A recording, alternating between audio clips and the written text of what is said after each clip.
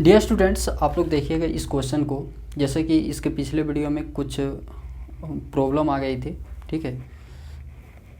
तो यहाँ पर गौर करके देखिएगा।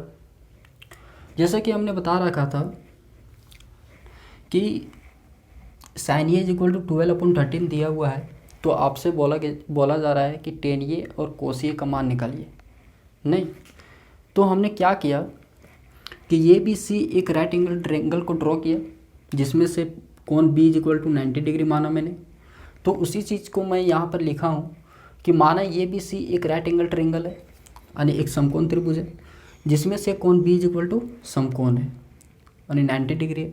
अब क्या करेंगे दोस्त कि इस ट्रिग्नोमेट्रिक रेशियोज का हेल्प लेते हुए ये जो दिया हुआ है यहाँ पर sine A is equal to 12/13, ये दो भुजाओं की लंबाई दी हुई है, दो भुजाओं की लंबाई दी हुई है। यानी इसका मतलब ये है कि इस एंगल के अकॉर्डिंग जो होगी, इसका फॉर्मूला क्या होता है, लंब बटे कर्ण, नहीं लंब बटे कर्ण।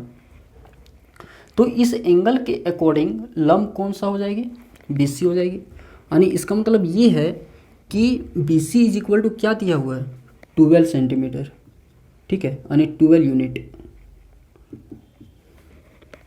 और कर्ण कर्ण क्या हो जाएगी, 90 डिग्री के सम्मुख कोण, तो AC हो जाएगी कर्ण। तो 13 यूनिट दिया हुआ क्या, कर्ण। तो यहाँ पर AB की लंबाई हमें क्या करनी है, फाइंड करनी है, ज्ञात करनी है।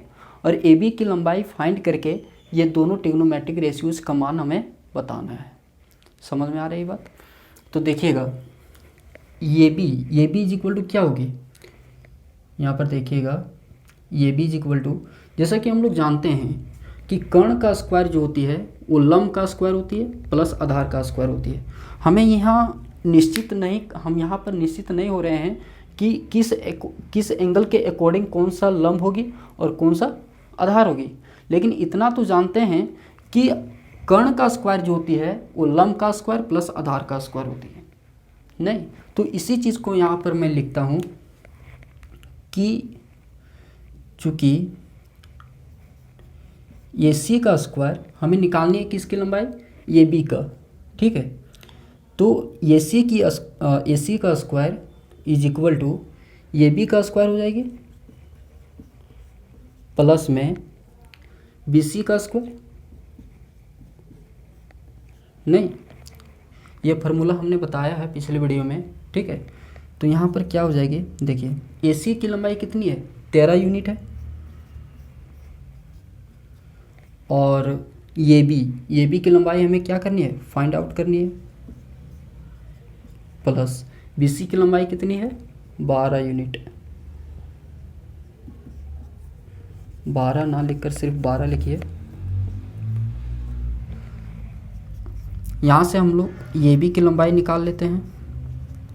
क्या हो जाएगी AB की लंबाई, देखिएगा 13 की स्क्वायर, ये वाला टर्म इधर आ जाएगा, तो क्या हो जाएगा 13 का स्क्वायर माइनस 12 का स्क्वायर। और AB इज इक्वल टू क्या हो जाएगा, इसका ओवर रूट हो जाएगा। नहीं, तो यहीं पे लिख देते हैं हम इसका ओवर रूट। क्या किए हैं, ये B का स्क्वायर इज इक्वल टू ये वाला और माइनस ये वाला हो जाएगा, और यहाँ पर स्क्वायर था तो उधर जाएगा तो ओवर रूट में चला जाएगा। तो AB इज इक्वल टू क्या हो जाएगा, ये बन जाएगा 169 माइनस 144, यानी 9 में 4 चला गया तो 5, और 6 में 4 चला गया तो 2, 5 यूनिट इसका, यानी इसकी लंबाई कितनी निकली, ये B की लंबाई 5 यूनिट, ठीक है। ये B की लंबाई कितनी है, 5 यूनिट। तो हम लोग निकालना है क्या चीज़ की मान,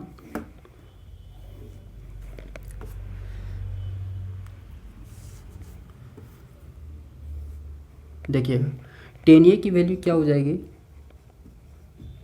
तब 10A की वैल्यू हो जाएगी इस एंगल के according tan theta is equal to क्या होती है, लंब बटे आधार होती है। तो लंब इज इक्वल टू क्या हो जाएगी, BC,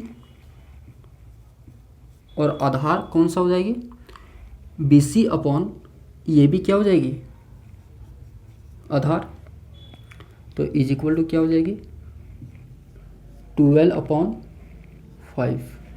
देखिए BC इज इक्वल टू 12 है और ये भी इज इक्वल टू 5 है, यानी ये हो जाएगी आंसर। और cos A is equal to क्या हो जाएगी, आधार बटे कर्ण होती है cos theta is equal to, तो cos theta is equal to आधार बटे कर्ण होती है, तो इस एंगल के, ये एंगल के अकॉर्डिंग आधार कौन सी हो जाएगी, ये भी, और कर्ण क्या हो जाएगी, ये C, तो ये भी कितनी है, 5 सेंटीमीटर, 5 सेंटीमीटर नहीं 5 यूनिट है, और ये C is equal to 13 unit है। ठीक है, तो ये बना फाइनल आंसर। समझ में आ रही बात। तो इस टाइप के जितने भी सवाल होंगे NCERT में आप ज़रूर से ज़रूर कीजिएगा उसको। ठीक है, ये मैं उम्मीद करता हूँ आपसे। तो अब मैं कुछ क्वेश्चन को देता हूँ जो आप लोगों के लिए है और उसको बनाना है। ठीक,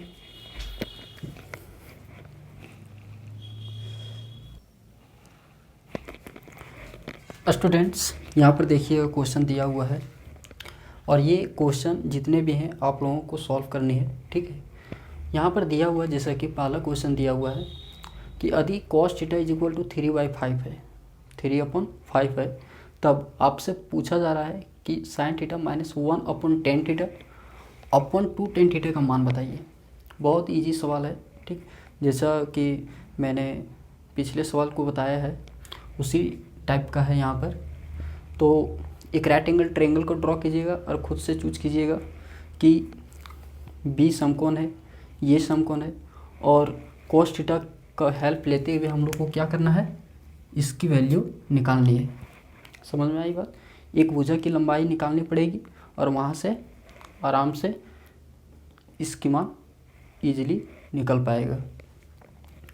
अब हम लोग को क्या करना है कि नेक्स्ट क्वेश्चन की ओर है कि यदि sin A is equal to 1/3 है, तो बताइए कि cos A into cos A के सभी का मान, यहाँ से जितना ट्रिग्नोमेट्रिक रेशियोज है इसका सभी का मान निकाल कर और सिर्फ पुट करना, आप लोगों को कुछ नहीं करना है। और इसमें क्या है, इसमें ज़रा सा देखिएगा कि यदि tan A is equal to 1 है और tan B is equal to √3 है, यहाँ पे दो ट्रिग्नोमेट्रिक रेशियोज दिया हुआ है, यानी पहला रिलेशन से और दूसरा रिलेशन दिया हुआ है यहाँ पर। तो दोनों का हेल्प लेते हुए यहाँ पर ये एंगल है तो इस रिलेशन के माध्यम से बनाएंगे, यहाँ पर B एंगल दिया हुआ है तो इस रिलेशन के माध्यम से बनाएंगे। उसी तरह ये वाला और ये वाला, और दोनों रिलेशन के मदद से हम लोग क्या करेंगे, जो यहाँ पर ज़रूरत पड़ेगी जिस ट्रिग्नोमेट्रिक रेशियोज की, उसका मान निकाल कर हम लोग को क्या करना है, पुट करके आंसर पाना है। समझ में आ रही बात। और इसमें भी ये तो बहुत इजी है। त्रिभुज ये BC का कोण B समकोण है। एक राइट एंगल ट्रायंगल दिया हुआ है समकोण त्रिभुज, जिसमें से कोण B समकोण है। यदि tan A is equal to 1/√3 है तो निम्नलिखित के मान बताइए, और आपसे इसका मान पूछा जा रहा है। समझ पा रहे हैं आप लोग। तो उम्मीद करता हूँ कि आप लोगों से सभी क्वेश्चन सॉल्व हो जाएंगे। ठीक है, अब हम लोग बढ़ेंगे नेक्स्ट लेक्चर की ओर और देखेंगे अगले सवाल की ओर। ठीक, थैंक्स।